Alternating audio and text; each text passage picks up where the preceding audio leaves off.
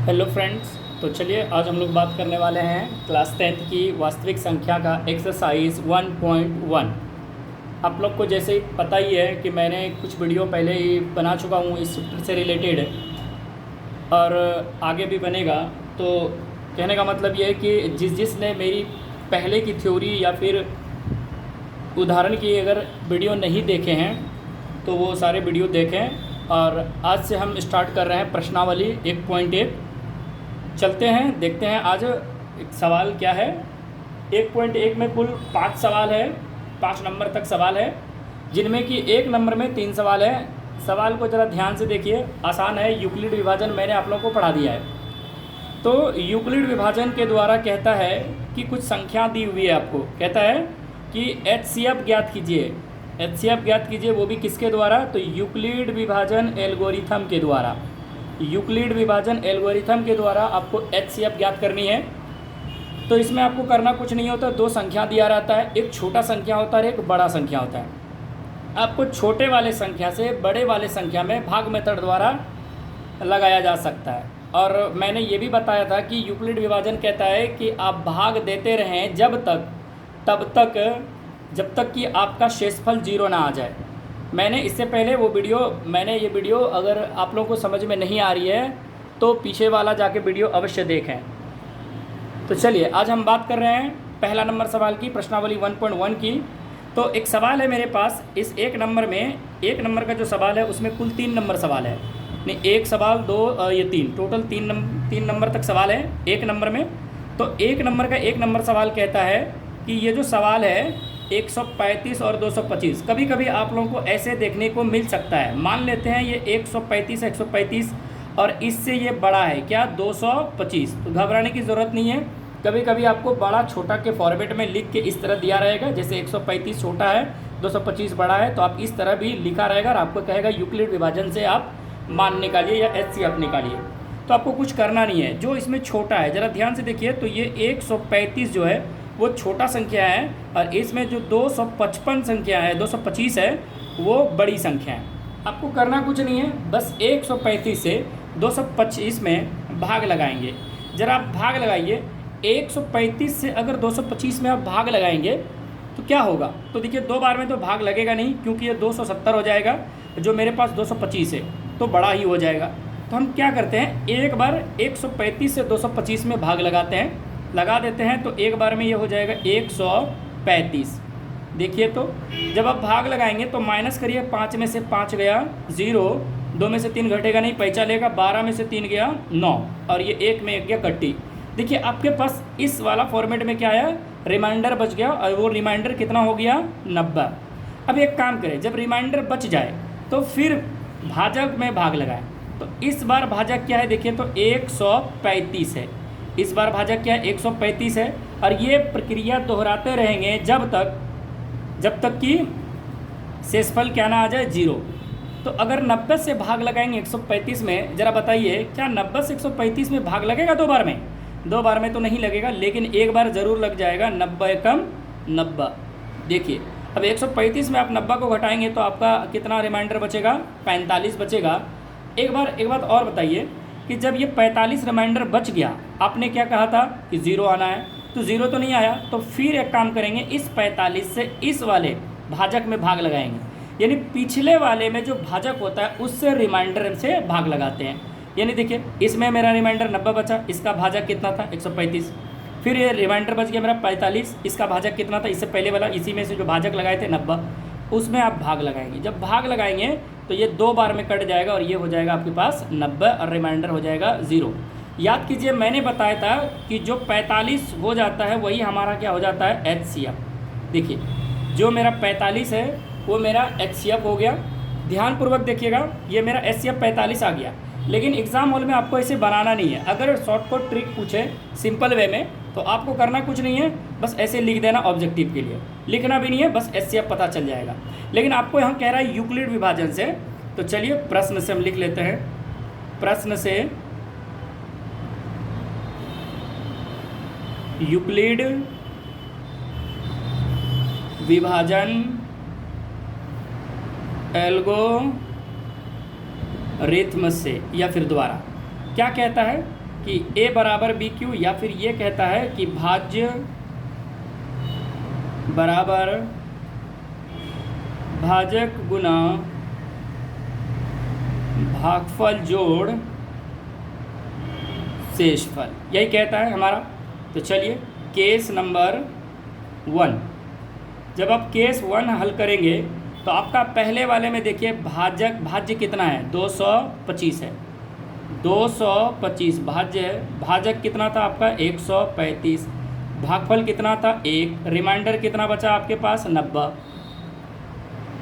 फिर case number 2 जब आप चलेंगे, केस नंबर 2, तो केस नंबर 2 में सेम यही चीज़ करेंगे, उस 135 तक भूल जाइए और ये आपका भाज्य हो गया 135। भाजक कितना हो गया, कितने से लगाए थे भाग 90 से, कितने बार में लगा, एक बार में। रिमाइंडर क्या बच गया आपके पास 45। देखिए हो गया, ये यहाँ तक हो गया, इस फॉर्मेट तक, एक बार देखिए फिर बच गया। तो इसका मतलब केस 3 बनेगा, केस 3 बनेगा। और केस 3 क्या कहता है कि जो भाज्य है मेरा वो कितना है 90 है। अब भाजक यानी भाजक कितना है तो मेरा 45 है, भागफल कितना है तो 2 है, और रिमाइंडर कितना बच गया 0। तो मैंने बताया था जब रिमाइंडर 0 बच जाए तो वो HCF हो जाता है। तो रिमाइंडर 0 आ गया तो उससे पहले किससे भाग लगाया था, तो यहाँ देखिएगा इसमें जो भागफल होता है भाजक जो होता है भाजक, ये देखिए भाजक लास्ट वाला का जो भाजक है वो भाजक कितना है 45 है, भाजक कितना है 45 है, और यही मेरा HCF है। मैंने एक स्टार पढ़ाया था बात पहले कि जब अंत में जब जिस संख्या से आप भाग लगाएंगे, अगर उस संख्या से भाग देने के बाद अगर उसका रिमाइंडर 0 आ जाए तो जिस संख्या से आप भाग लगाए थे वही भाजक आपका क्या हो जाएगा, तो HCF हो जाएगा। मेरा 1 नंबर का पहला सवाल कंप्लीट हो गया। अब नेक्स्ट सवाल पे चलते हैं इसका। जैसे कि दूसरा सवाल आपको दिया हुआ है 196, देखिएगा इसको भी आप इस फॉर्मेट में लिख सकते हैं। देखिए मैंने यहाँ इस तरह लिखा है, बड़ा छोटा आप लिख सकते हैं, अगर नहीं भी लिखेंगे तो कोई दिक्कत नहीं है। तो मैंने क्या करना है 196 से भाग लगाना है 38,220 में। जरा आप भाग लगाएंगे तो देखिए तो डायरेक्ट आप इस तरह तो भाग नहीं लगा सकते। तो चलिए 196 से पहले भाग लगा के देखते हैं, और भाग लगा के देखते कितने बार में कटता है। अगर एक बार लगाएंगे तो 196 का 196, अब देखिए 12 में से 6 गया 6, 12 में से 6 गया 6, बचा कितना 17, 17 में से 9 गया 9, 8, 17, 17 में से 9 गया 8, बचा कितना 2, 2 में से 1 गया 1। तो चलिए इसमें माइनस करने के बाद यानी 6, 12 में से 6 गया आपका ये 6 है, और बचा 1, ये 7 बचा, 7 एक पैसा लेगा, 17 में से 9 जाएगा 8 बचेगा, इसके पास बचेगा 2, 2 में से 1 गया 1। अब ये 196 से अगर 186 में भाग लगाएंगे तो भाग नहीं लगने वाला है क्योंकि ये संख्या हो जाएगा बड़ी। तो एक काम करते हैं 2 इसमें उतार लेते हैं। देखिए तो अब ये 196 करीब 200 है और ये 1800 है। अगर 200 से 9 बार में अगर भाग लगाएंगे तो लगभग 200 मान के, तो 9 दूनी 1800 आएगा। इसका मतलब है कि ये 9 बार में भाग लग जाएगा। आप लोग लगा लीजिए। जैसे अगर 9 को 6 बार पढ़ेंगे, 6 नमा 54, 6 नमा 54, 5 बच गया, और 9 नमा 81, 5 86, 86 बच गया 8, 9 एकम 9, 9 8 17। अब देखिए तो फिर इसको माइनस कीजिए, 12 में से 4 गया 8 बच गया, इसके पास बचा कितना 15 में से 6 गया 9 बच गया, और ये कट गया 98, और ये 0। अब देखिए आपको लगता है कि 196 है करीब 200 है, और ये करीब ये 1000 के बराबर है, यानी 5 बार में भाग लग जाएगा। यानी 6 और ऐसे भी 0, देखिए तो ये 6 और 0 है, तो एक का काम करें, एक 5 से आप भाग लगा दें। तो 5 से भाग लगाएंगे, 6 पंचे 30, 3 बच गया, 9 बचे 45, 3 48, 4 बच गया, 5 कम 5 4 9। चलिए ये भाग लग गया मेरा, रिमाइंडर हो गया 0। अब एक बात बताइए आप लोग, क्या यहाँ कोई रिमाइंडर बचा? इस पूरे संख्या का 196 से भाग लगा, 195 बार में भाग लगा, और इसका रिमाइंडर क्या बचा 0। ऐसा वाला मेथड नहीं हुआ, इसमें डायरेक्ट भाग लग गया। तो अब यहाँ देखिए तो भाग किससे लगा 0, यानी 196 से कितने बार में लगा 195 बार में, शेषफल क्या आ गया 0। तो मेरा कहानी यहीं ख़त्म हो गया। बस अब लिख लेना है प्रश्न से, क्या लिखना भाई, यूक्लिड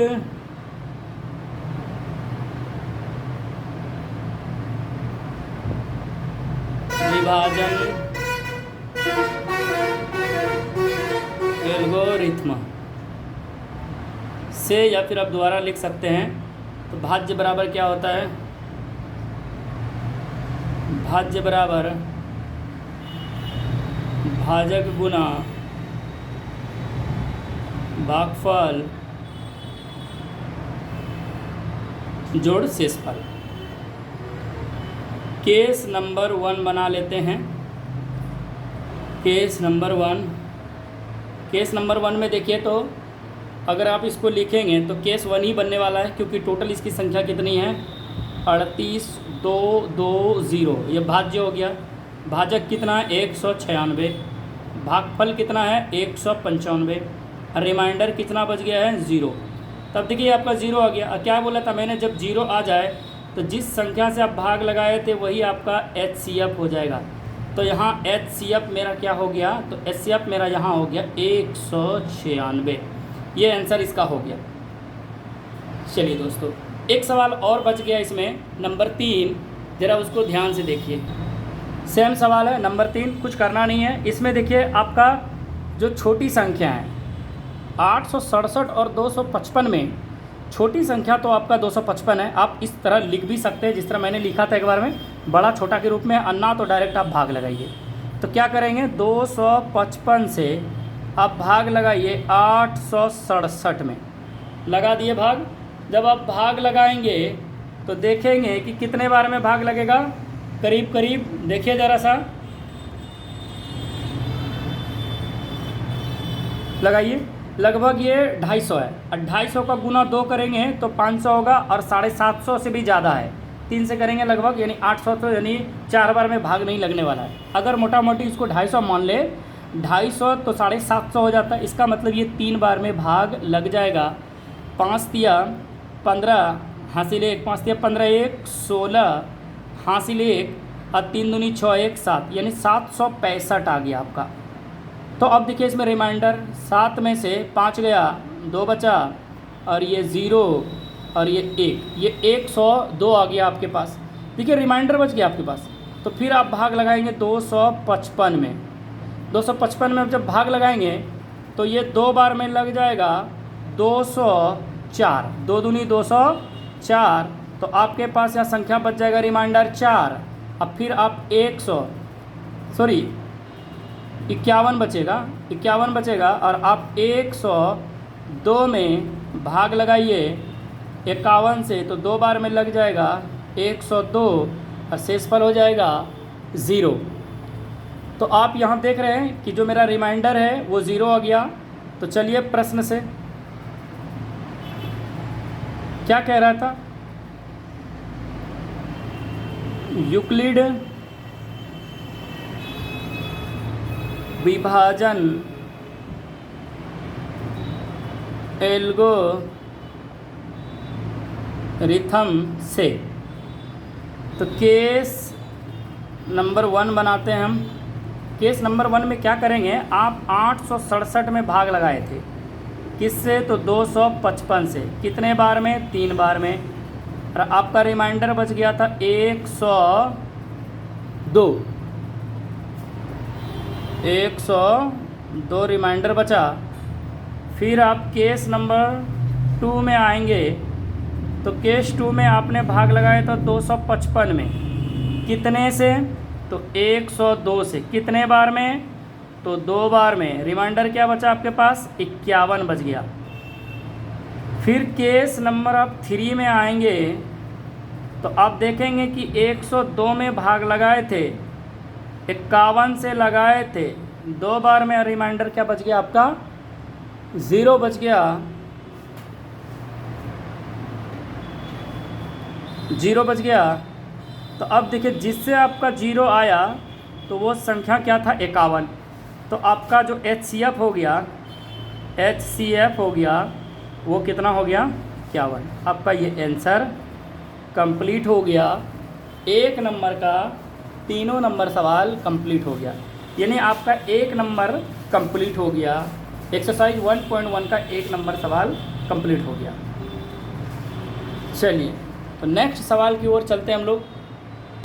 चलिए फ्रेंड्स, तो दूसरा नंबर सवाल कहता है कि दर्शाइए कि कोई भी धनात्मक विषम पूर्णांक 6q+1 या फिर 6q+3 या फिर 6q+5 के रूप का होता है। चलिए, लिखा है जहाँ q कोई पूर्णांक है। आपको इस तरह सवाल मैंने पहले भी पढ़ाया है, मैं पिछले वीडियो में मैंने ऐसे सवाल को बनाने के लिए आपको बोला था कि पहले एक संख्या a मान लेंगे, कोई धनात्मक पूर्णांक हो सकता है, विषम पूर्णांक हो सकता है, धनात्मक विषम पूर्णांक या फिर ऋणात्मक विषम पूर्णांक। तो यहाँ आपको हमेशा दिया रहेगा धनात्मक, और धनात्मक में आपको या तो वो सम पूछेगा या फिर आपसे वो विषम पूछेगा। यही दो सवाल हो सकते हैं और इससे ज़्यादा कुछ नहीं। आपको करना क्या है कि ये जो आपका कल सवाल बताया था पिछले वीडियो में मैंने, ये 6q तो ये b के जगह पे होता है, ये रिमाइंडर 1 हो जाता है। सेम सवाल आगे भी है 6-3। तो चलिए, ऐसे सवाल को बनाने के लिए सबसे पहले मैं सॉल्यूशन लिख लेता हूँ। सॉल्यूशन लिख लिया मैंने। क्या कहा था कि मैंने कि पहले माना है। चलिए, माना कौन सा पूर्णांक बोलता है, माना धनात्मक या फिर हाँ लिख लेते हैं धनात्मक विषम पूर्णांक बराबर a मान लिया तथा b बराबर, देखिए आपको यहाँ एक सवाल है 6q, देखिएगा इस चीज़ में, यानी ये 6q+1 6q+3 6q। तो आपको पता ही है क्या होता है मेरा फॉर्मेट, a बराबर bq होता है ना प्लस r। तो आप ऐसे चीज़ को देखिए कि जो q की जगह पे q है ही, लेकिन b के जगह पे कौन है, 6 है। तो आपका b का वैल्यू क्या हो गया यहाँ 6। एवं या फिर जहाँ आप क्या लिख सकते हैं, जो r है मेरा रिमाइंडर है, वो r रिमाइंडर बड़ा या बराबर होगा 0 से, और r से बड़ा या बराबर होगा, रिमाइंडर से बड़ा वैल्यू होगा वो b का वैल्यू होगा। मतलब 0 से बड़ा या बराबर मेरा रिमाइंडर होगा और इससे बड़ा वैल्यू क्या है हमारे पास 6। तो आप r बराबर क्या लिख सकते हैं, 0 1 2 3, इस तरह करके आप कहाँ तक लिख सकते हैं, 5 तक लिख सकते हैं। चलिए बीच में 4 लिख देता मैं, 4 5, क्योंकि 6 इसलिए नहीं ले सकते क्योंकि जो r का रिमाइंडर बोलता है वो 6 से छोटा होना चाहिए। चलिए, प्रश्न से सवाल कल यानी पिछले वीडियो में मैंने ऐसे सवाल को बताया था। प्रश्न से यूक्लिड विभाजन एल्गोरिथम प्रमेय से या फिर से डायरेक्ट लिख सकते हैं, कोई दिक्कत नहीं है। चलिए, अब सवाल को करना कुछ नहीं है, ध्यान से देखिएगा। तो मैं क्या लिख सकता हूँ, देखिए, तो a बराबर बी क्यू की जगह पर हम 6q लिख सकते हैं प्लस r। अब देखिए, केस नंबर 1 कहता है कि जब आप r का वैल्यू 0 रखिए। देखिए, मैंने r का वैल्यू 0 से लेके 5 तक रखा है, तो एक एक करके इंक्लूड करेंगे केस 1 केस 2 केस 3 में, और देखते हैं क्या बनता है। फिर हम लास्ट में जब देखेंगे फाइनली क्या मेरा इस फॉर्मेट के रूप का आ रहा है, अगर आ रहा है तो लिखेंगे। चलिए, केस नंबर 1 कहता है, देखिए तो कुछ नहीं करना है, a बराबर यानी 6q, देखिए a बराबर 6q प्लस r के जगह पे मैं क्या रख लूँगा 0, r के जगह पे मैं क्या रख लूँगा 0, यानी r के जगह पे 0। तो आपके पास हल करके आएगा a बराबर 6q। ये केस नंबर 1 कंप्लीट हुआ आपका। केस नंबर 2, जब आप r का वैल्यू 1 रखिएगा, जब r का वैल्यू आप कितना रखेंगे 1 रखेंगे, तो ज़रा इस सवाल को देखिए, तो a बराबर 6q प्लस r। अब जो r आएगा इस जगह, तो r के जगह पे इस बार वैल्यू क्या रखना है मुझे, 0 के जगह पे 1 रखना है, 1। तो ये आपका हो गया, बस यहीं कंप्लीट। अब 6q केस नंबर 3 में देखेंगे, जब r बराबर आप कितना रख लेंगे 2 रख लेंगे, तो आपके पास a बराबर 6q प्लस आर, और आर के जगह पे आपको क्या लिखना है, 2 लिखना है, 6 प्लस 2 रखना है। चलिए, अगर इसमें आप कॉमन भी ले सकते हैं कोई दिक्कत नहीं, लेकिन कॉमन लेके करेंगे क्या, चलिए जगह ना रहने के कारण फ्रेंड्स, तो हम इधर लिख रहे हैं केस नंबर 4, केस नंबर 4। अब केस नंबर 4 कहता है जब आप r बराबर 3 रखेंगे, जब आप r बराबर 3 रखेंगे, तो देखिए, तो जब आप r बराबर 3 रखेंगे, इसका मतलब ये है कि a बराबर 6q प्लस r। तो ये जो r है, r के जगह पे कितना रखना है, 3 हो गया। केस नंबर 5, केस नंबर 5 कहता है जब आप r का वैल्यू क्या रखेंगे। अच्छा, यहाँ फिर आप 3 कॉमन ले सकते हैं, लिख लेंगे तो ये हो जाएगा 2q प्लस 1। चलिए, कॉमन ले या ना ले कोई फ़र्क पड़ने वाला है नहीं यहाँ। जब r बराबर आप कितना रखेंगे, 4 रखेंगे, r बराबर कितना रखें, क्योंकि 3 तक मैंने रख लिया है, r बराबर 4 रख लिया, तो मेरा a बराबर हो जाएगा 6q प्लस r। अब इस r के जगह पे मैं क्या रख लेता हूँ, 4। चलिए, फिर केस नंबर 6, जब आप r बराबर 5 रखेंगे, देखिए 5 तक बोला था, 5 रख लेंगे, तो मेरा a बराबर हो जाएगा 6q प्लस r के जगह पे मैंने 5 रख लिया। कोई दिक्कत है यहाँ, उम्मीद करते हैं नहीं होना चाहिए आप लोगों को। चलिए, अब सवाल में जो कह रहता है वो देख लेते हैं।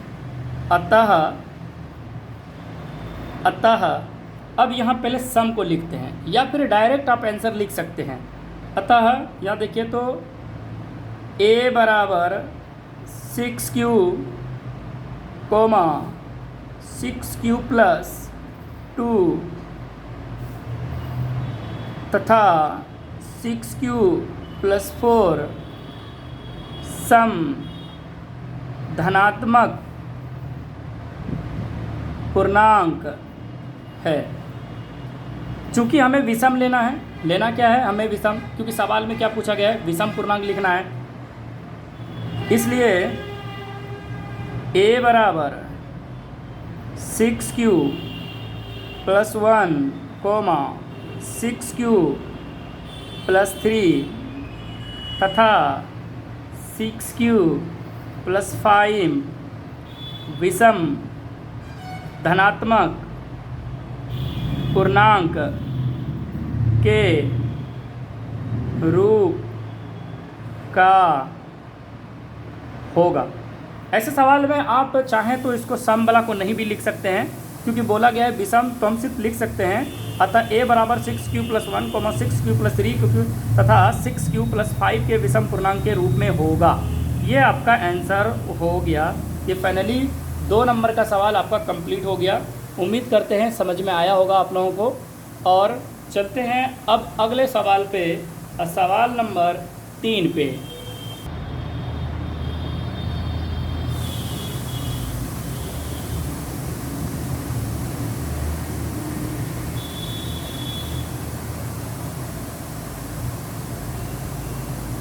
हेलो फ्रेंड्स, तो हम बात कर रहे हैं नंबर 3। चलिए, सवाल बहुत बड़ी है, क्वेश्चन लिखा हुआ, सवाल का मतलब क्वेश्चन बहुत बड़ी है, बट इसका आंसर बहुत छोटा है। ऐसा ही सवाल मैंने उदाहरण नंबर शायद 3 में बताया था, देखिएगा ज़रा सा उसको। और ये सवाल कुछ नहीं, उसमें बर्फ़ी वाला है, वो सवाल बर्फ़ियाँ और बादामों वाला है। तो यहाँ सिर्फ सदस्यों जो है आर्मी की टोली वाला है। कुछ नहीं करना है सवाल में, आपको देखना है इनमें परेडों की संख्या। तो ऐसे सवाल को सॉल्यूशन लिख लीजिए पहले। सॉल्यूशन, इसमें भी वही काम करेंगे। माना a बराबर 616 तथा b बराबर आप 32 लिख सकते हैं, या फिर आपको इसी फॉर्मेट में लिख सकते हैं 32 छोटा है 616 से। आपको करना कुछ नहीं है, ऐसे सवाल का यूक्लिड विभाजन द्वारा ही HCF निकालें।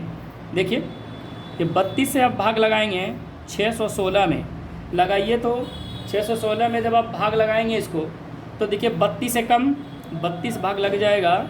और ये आपका देखिए तो कितने बार में, 11 में से 2 गया 9, 5 में से 2 गया 3 गया 2, 29 और ये 6, करीब करीब अब देखिए कितने बार में भाग लग रहा है ये, ध्यान दीजिए।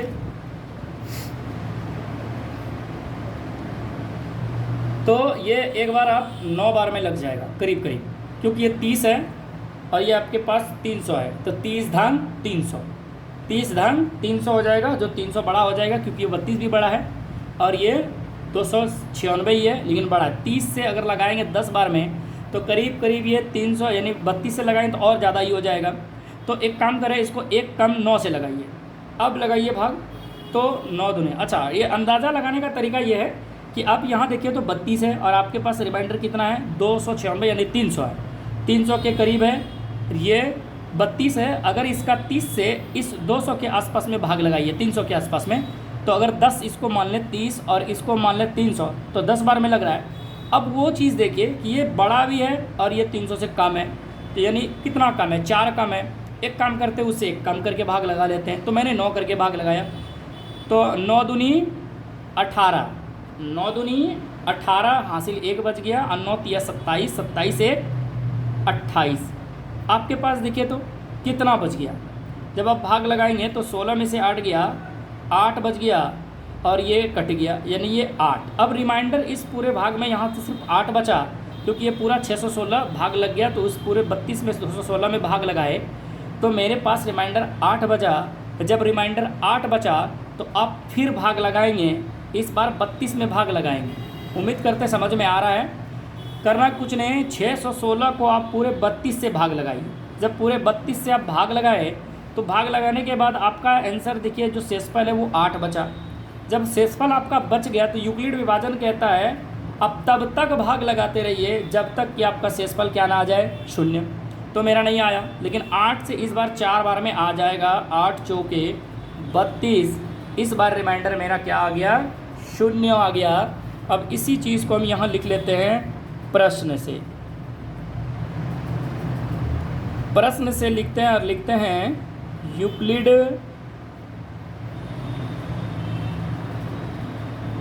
विभाजन एल्गोरिथ्म प्रमेय से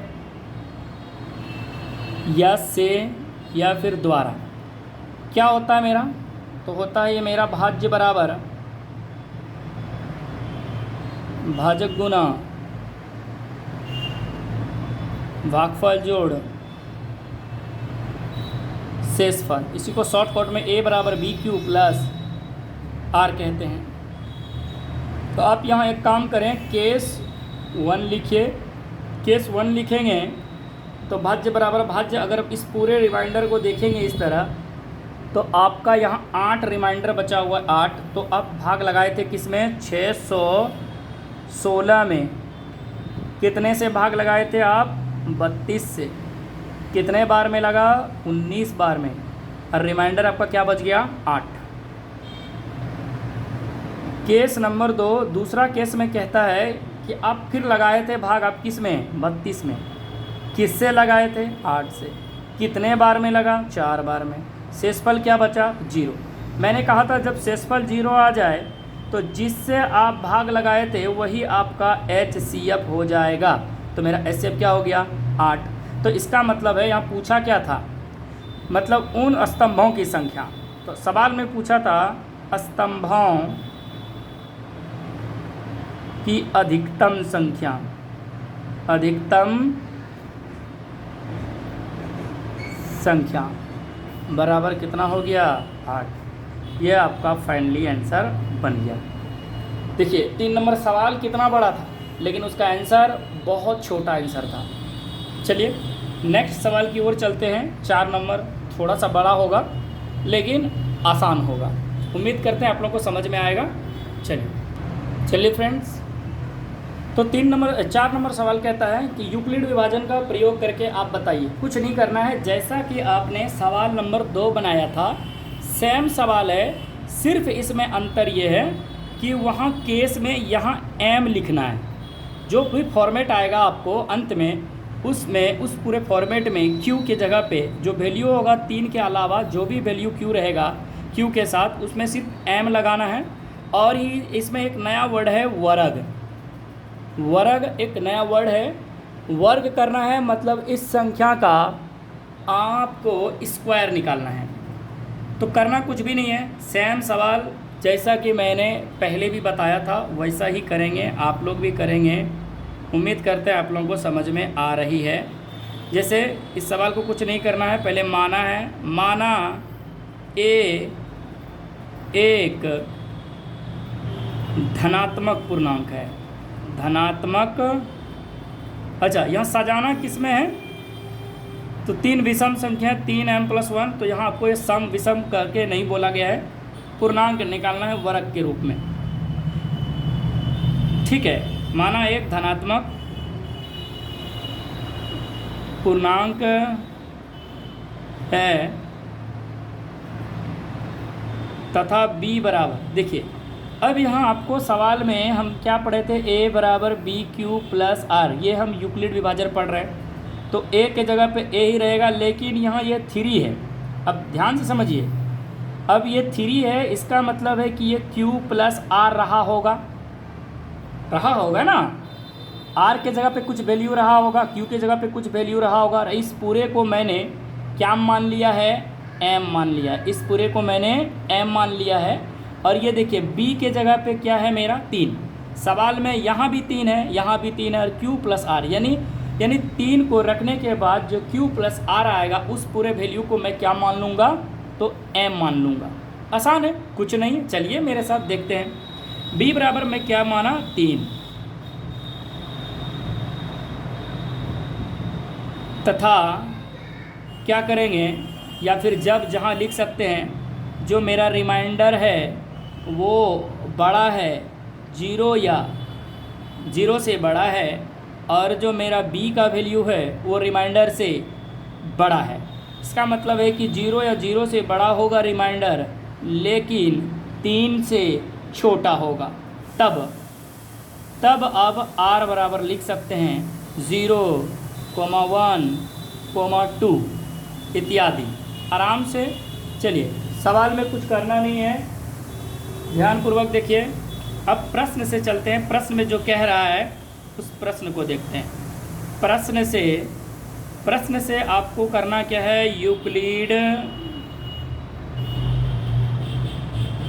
विभाजन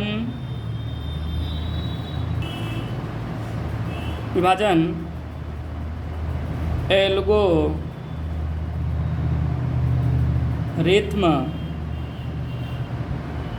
प्रमेय से करना कुछ नहीं है, कुछ भी नहीं है, आसान है। यहाँ भी वही काम करेंगे। केस नंबर 1,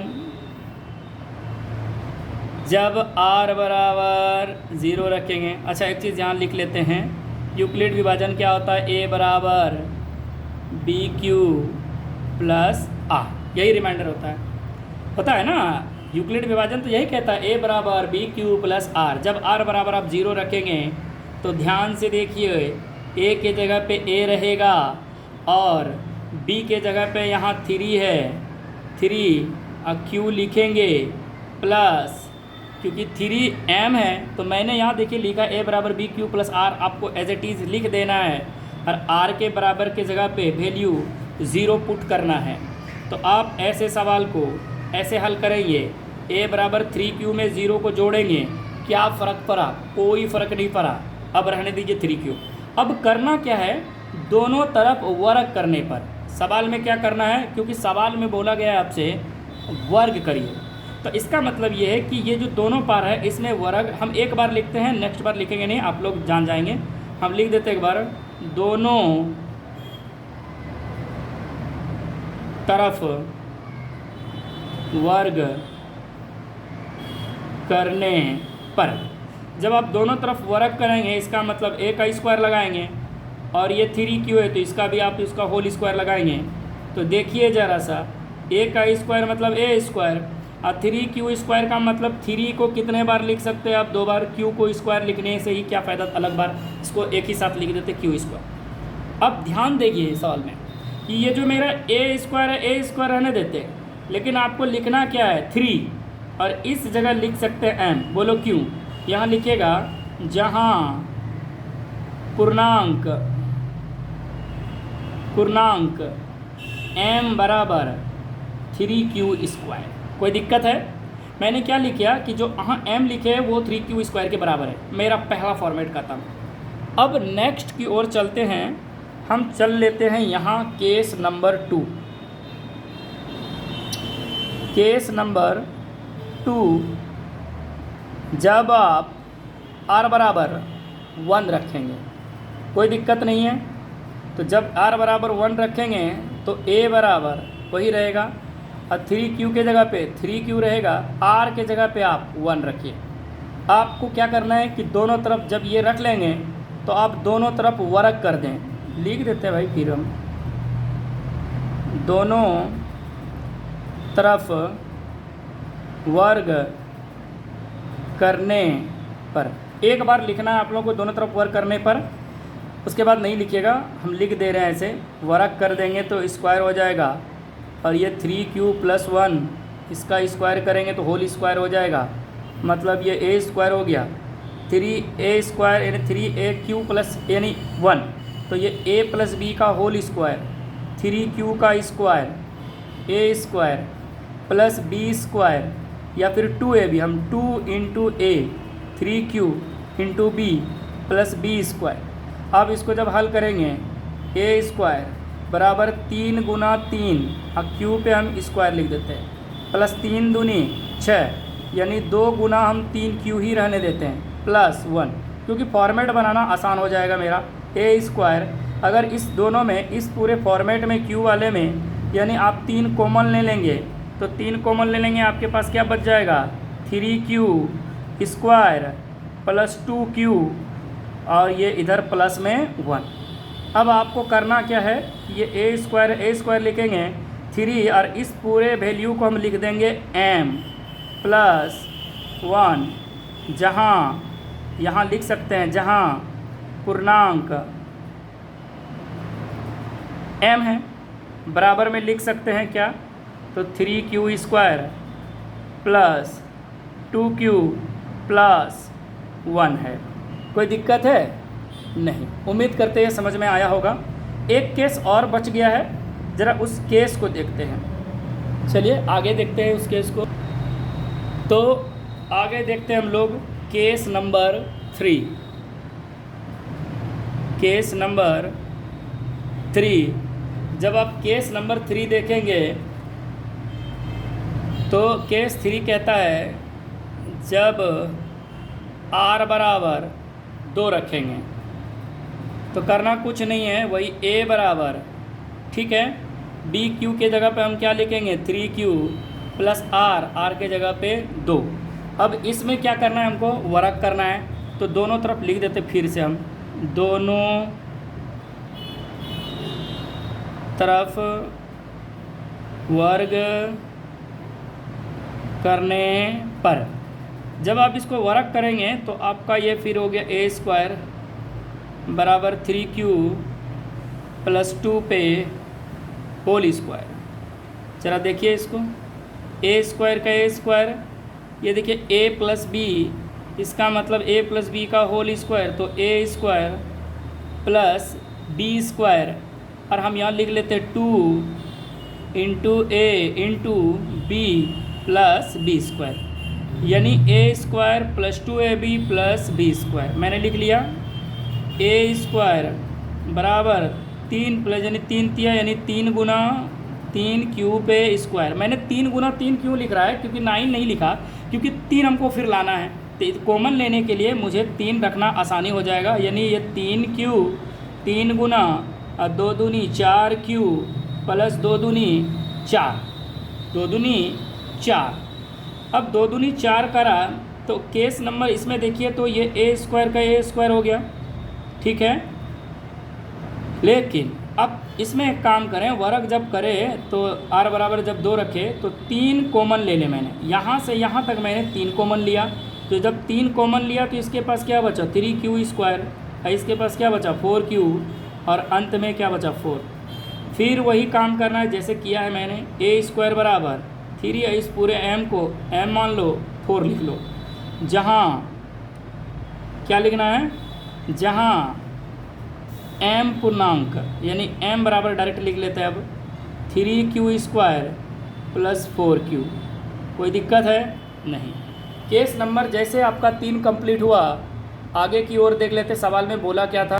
तो सवाल में सिर्फ ये बोला गया था कि 3m + 1 के रूप का होगा। मैंने केस ज़्यादा निकाल दिया, कोई दिक्कत नहीं है। अब प्रश्न से चलते हैं, सवाल में बोला क्या गया था। अतः a बराबर 3m तथा 3m + 1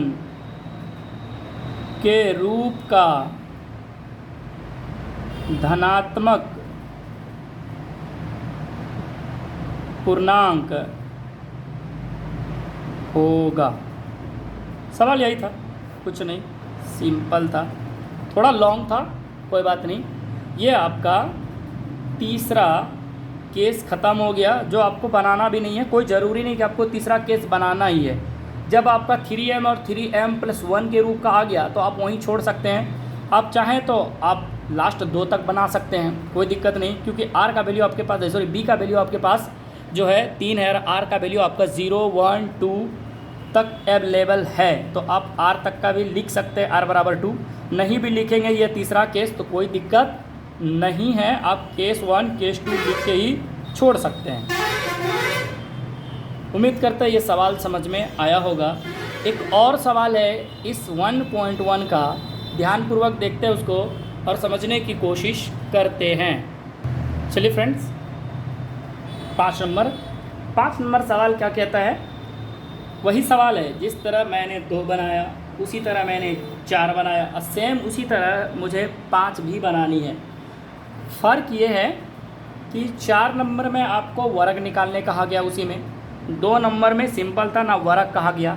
5 नंबर में आपको घन कहा गया है। घन मतलब पावर 3 लगाना है, घन मतलब पावर 3 लगाना है। और इस एक्सरसाइज 1.1 का अंतिम सवाल है। उम्मीद करते हैं समझ में आया होगा। ज़रा मैं हिंट के लिए एक चीज़ यहाँ देता हूँ। हिंट में ध्यान दीजिए। सवाल दिखना है कि ये जो 9m है, आप इसको आप किस तरह लिख सकते हैं। या तो आप b बराबर 9 लिख सकते हैं, b बराबर 9 लिख सकते हैं, या फिर b बराबर आप 3 लिख सकते हैं, क्योंकि 3 का ही मल्टीपल है 9, तो b बराबर आप 3 लिख सकते हैं, कोई दिक्कत नहीं है। अगर 9 से लेके चलेंगे b का वैल्यू, तो आपका r का जो रिमाइंडर होगा 0 से लेके 8 तक जाएगा। 1 0 1 2 3 4 5 6 7 8 इस तरह जाएगा। अगर आप इस तरह b का वैल्यू 3 लिखेंगे तो आपको क्या होगा कि r का वैल्यू 0 1 2 तक ही रखना है और आपका आंसर आ जाएगा। क्योंकि ये 8 है, क्योंकि 2 का आप वर्ग घन करेंगे, 2 दूनी 4 4 दूनी 8, तो आपका आंसर 3 तक में ही, यानी सॉरी 2 तक में ही आ जाएगा। उम्मीद करते हैं ये जो 9m है, 9m यानी b बराबर 9 लेके भी बना सकते हैं और b बराबर 3 लेके ही बना सकते हैं। जैसे मैंने a बराबर bq प्लस r जो मैंने लिखा है, ये देखिए, तो ये b के जगह पे आप 3 रख के भी बना सकते हैं और b के जगह पे आप q यानी b के जगह पे आप 9 रख के भी बना सकते हैं। कोई दिक्कत नहीं है, कोई गलत नहीं है। आपको जो अच्छा लगे आप उस तरह बनाएं, कोई दिक्कत नहीं है। चलिए, तो मैं यहाँ क्या करता हूँ, b बराबर 3 लेके बनाता हूँ। माना, देखिए सवाल में क्या पूछा गया है, धनात्मक पूर्णांक सिर्फ लिखा है। माना a एक धनात्मक क्या है, पूर्णांक है। सेम वही चीज़, तथा b बराबर मुझे क्या लेना है, आप 3 या फिर 9 लिख सकते हैं। या तो आप 9 लीजिए या फिर आप 3 लीजिए। बार बार कहेंगे आप 3 लीजिए, आपको आसानी होगा, क्योंकि आप जब 3 लेंगे जब ज़ीरो से बड़ा या बराबर होगा r का वैल्यू और उससे छोटा होगा r का वैल्यू b से। ज़ीरो से बड़ा या बराबर होगा r और 3 से वैल्यू होगा छोटा। तो चलिए ध्यानपूर्वक समझिए इस सवाल को। जब इतना होगा तो आप रिमाइंडर बराबर लिख सकते हैं 0 1 2। देखिए आपका यहाँ टेंशन ख़त्म हो गया कि ये जो r का वैल्यू है आपका वो 1 यानी 0 1 2 यानी 3 बार ही रखना है और आपको आंसर भी देखनी है। चलिए अगर 9 रख लेते हैं तो आप यही रिमाइंडर 1 से लेके 2 3 4 5 6 7 8 तक लिखना पड़ता और आप बहुत सारे फॉर्मेट में उस समय आपको लगता। और आसान दोनों भी है। अब ये तोड़ने की जगह m आप लिख सकते हैं, कोई दिक्कत नहीं है। चलिए अब को करना कुछ नहीं है, केस नंबर 1 लिखना है यानी यूक्लिड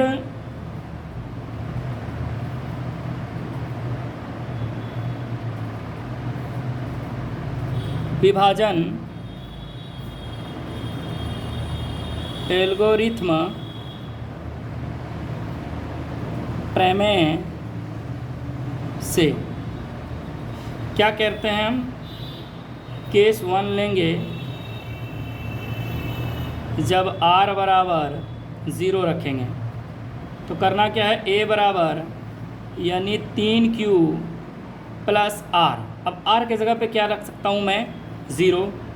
अब इस चीज़ को देखिए, ये a का a रखा और 3q को 0 में जोड़ेंगे, कोई फ़र्क पड़ने वाला है नहीं। अब जब ये 3q आ गया तो आपको सवाल में करना क्या है, घन निकालना है। तो हम लिख सकते हैं दोनों तरफ घन करने पर, घन का मतलब हो गया उस संख्या पे पावर 3 चढ़ाइए जो दोनों तरफ है। चलिए तो दोनों तरफ क्या करने पर, घन करने पर, तो देखिए मैंने a पे पावर 3 और ये देखिए ये 3q है, इस पे पावर मैंने 3 लगाया। अब जानते ही हैं जब क्यूब करेंगे तो ये a³ हो जाएगा। 3q पे क्यूब का मतलब है आप 3 को 3 गुना 3 गुना 3 लिख सकते हैं, या फिर 3q गुना 3q गुना 3q लिख सकते हैं। मैं क्या करता हूँ, इसको एक साथ ही लिख लेता हूँ क्योंकि मुझे काम नहीं है q से, मुझे काम है a³ बराबर 3 से। और इस पूरे चीज़ को मैंने लिख लिया m। देखिए, या फिर आपको यहाँ लिखने क्या बोला है 9, तो मैं 3m के जगह पे, चलिए एक बार सॉरी, 3 के जगह पे मैं 3 लिख के यानी 2 3 लिख के अब इस पूरे को मान लेता हूँ m।